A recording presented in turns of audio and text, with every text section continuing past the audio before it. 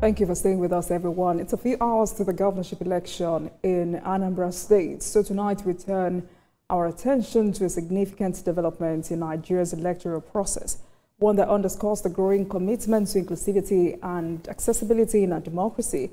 INEC has approved the deployment of 25 sign language interpreters in Anambra State, a move aimed at ensuring that persons with disabilities, particularly the hearing impaired, can fully participate and engage during elections. And to help us unpack the importance of this decision, its impact on inclusive governance, and what it means for future elections in Nigeria, we're joined by Dr. J.K. Pele, founder and CEO of TAF Africa and a seasoned election observer. Dr. Pele, it's a pleasure to have you on the program.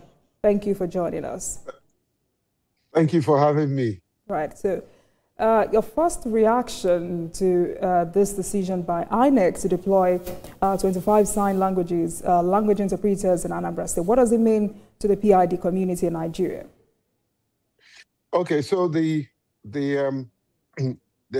correct position is that it's actually TAF Africa that is deploying 25 sign language interpreter to designated polling units where we have been able to, pinpoint the deaf in particular by interrogating the INEC database. So we're able to pinpoint where there are clusters of persons who are deaf, and INEC gave us the approval. So it's actually TAF Africa that is deploying and paying the deployees to be on standby, waiting for any person that is deaf that will come without their aid, so that those sign language interpreters will sign for them, take them to the polling unit, sign for them, and they cast their vote, and they pull back and wait for another person. So it's very significant because it's the first time in the history of election that is being done. And I'm so proud and thankful to God that my organization is the one behind this. Right. So we are supporting the process with INEC in partnership. And well done, Dr. Pele. Just for clarity, and so we're all clear, TAF Africa deployed these interpreters. INEC approved it. So does it mean that the organization did this without the support of the electoral umpire? It supports now, perhaps financial support or other necessary support that is required? Absolutely. Absolutely. We don't take money from any government establishment. We don't receive funding from them. So this effort is funded by European Union. Okay. European Union is paying every sign language interpreter deployed. It's not INEC. But I am so grateful, especially to this new INEC chairman. INEC chairman, the National Commissioner Kunle Ajayi, National Commissioner May Mbu, all of them worked tirelessly for this to happen. And I am particularly impressed with this new INEC chairman who had reached out to me in person. I called him and he picked, and he called me. We had very meaningful discussion on how to move inclusion forward.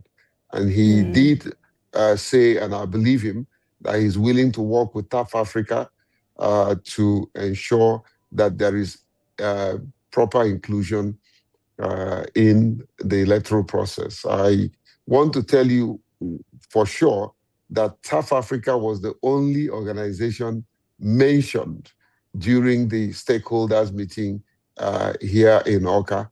We're the only organization that was mentioned by the National Commissioner, by the current INEC chairman. And that, to me, is heartwarming. All right. But, correct me if I'm wrong. Isn't this the responsibility of INEC or the federal government on the days when we don't get support from European Union? What stops us from doing this ourselves? if this is indeed a necessity? You asked a very intelligent question, very, very intelligent, yes. But what we're trying to do is to provide the framework and demonstrate that the framework works. Okay. It will surprise you that we're also one of the first to deploy sign language interpreters to with the National Commission for Persons with Disability. We deployed sign language interpreters to the National Assembly.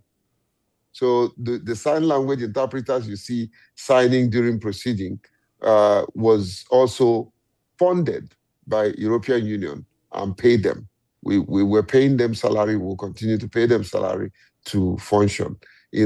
However, you're right. It is for this institution to learn and be able to sustain the effort, because Section 54, subsection 1 and 2 of the Electoral Act stipulates that sign language interpreters be deployed to a polling unit to guide and to help the deaf.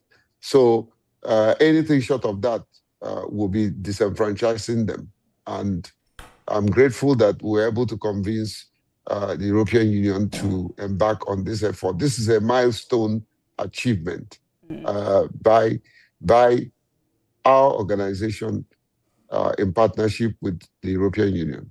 All right, maybe we should leave it at that, because I wanted to ask if this number is sufficient, to cover the needs of hearing impaired voters in the state.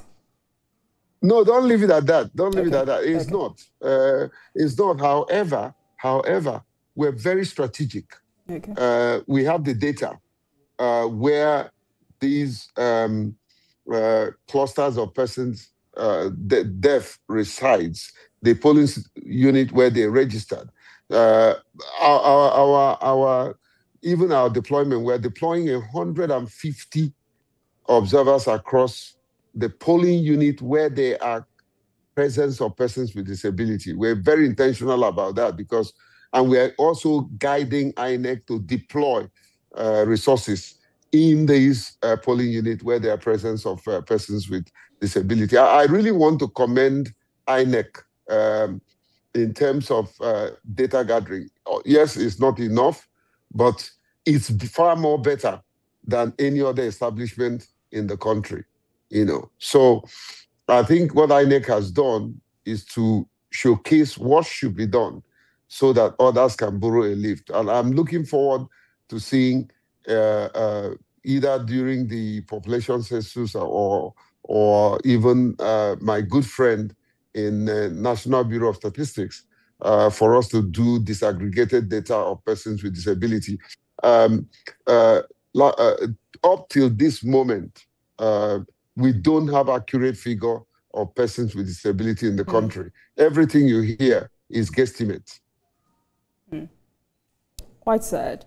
But beyond sign language interpretation, Dr. Pele, what other steps should INEC and other stakeholders be taking to ensure elections are more accessible to all persons with disabilities? I think INEC is doing quite a lot using Anambra State as a case study. Access to polling units is very important. Even before then, awareness. The awareness of the participation of persons with disability is still very grossly under-executed, So there's a whole lot that needs to happen. There is the issue of persons with disability themselves being voted. We're focusing on persons with disability voting. What about them being voted for? Exactly, voted for, So that's another layer of intervention that my organization is pursuing. And we're pursuing it through the lens of able to lead, where we, by the way, I can say here that when we started this effort, there were less than 500 persons with disability who are contesting. Today, there are over 4,000 that have tried contesting. And we have one governorship in Akwa Ibom, Umo is a person with albinism who falls within the category of a person with disability, and I don't think he's in denial of that. We had a person with disability who came second in Ondo. He was almost clinching that governorship election, but he came second, They saw how popular he was and started negotiating for him to step down. He refused. He contested. Yes, he lost, but he lost gallantly. So we have the Speaker of Adamawa State, who is an amputee. We have persons with disability, albinism in Kwara State, who is a member of the House there. There's several persons with disability who are doing one great, taking great Dr. Pele, strides. So if you were to rate Nigeria's progress so far in implementing the Disability Act in relation to electoral participation, what would be the figure? How would you assess that? I can be very stringent with numbers. I will do 4/10. 4/10. Do we call that progress? Is that some level of progress? Or was still stagnant? Well, better than what it used to be. Better than what it used to be. And can I shock you? Better than most African countries and the Western society, yes. I remember in Portugal when I made a presentation on the floor of the European Union Africa Summit. And it was obvious that we were ahead. Nigeria was ahead in inclusion, even within some of the Western society. But in the space of migration, in the space of migration, not in all space, because if you go to, for instance, the European Union Parliament, they have a huge number of persons with disability who are parliamentarians, So we want to see one day maybe a person with disability becoming the president of Nigeria, person with a disability becoming the Senate president, the person with disability becoming the vice president, the person with disability becoming speakers of houses of assembly and members of the National Assembly. We are working hard to ensure that this happens. So has there been sufficient collaboration between INEC and TAF? Because, Dr. Pele, if you say 4, in some situations, 4 represents failure or poor. So, for instance, and for the purpose of clarity, has there been sufficient collaboration between INEC and disability-focused organization in perhaps planning and executing inclusive election measures? Jumoke, I must commend you. You ask a very intelligent question. When I made that comment, it wasn't specifically for INEC. It was generally in the country. If you want me to be specific about INEC will get my 6/10 because INEC is one of the most inclusive organizations that I know in the country. And the facts are there. I'm not trying to make up anything. I don't speak for INEC. Those of you who know me know that I criticize INEC more than any other person. Because there are major issues that Professor Josh have inherited. That's not the subject matter tonight. But INEC, in terms of inclusion, the best institution in this country. I can defend that with facts, with figure. However, like you rightly said, collaborative efforts with organizations of persons with disability and the CSOs in general, top notch. The collaboration works, and that's why we support them. You don't need to know how much money we have pumped into even just Anambra State election. How much money my organization, with the funding from European Union, have pumped into this election is a huge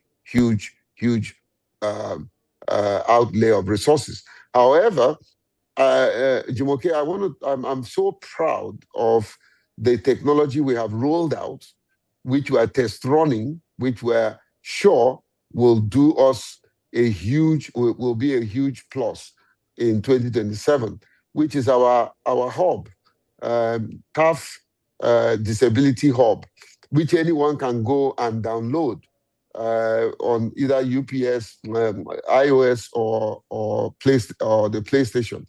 Now, the Disability Hub is a citizen-led campaign to co-opt more citizens, like where our campaign is focusing on raising 10,000 citizen-led observers. They are observers we don't know, but they are observers we have verified, and they download our app and go into the field and send us reports. And as we do this, sorry about that. As we do this, obviously, sorry, I have a problem with my system. Oh gosh.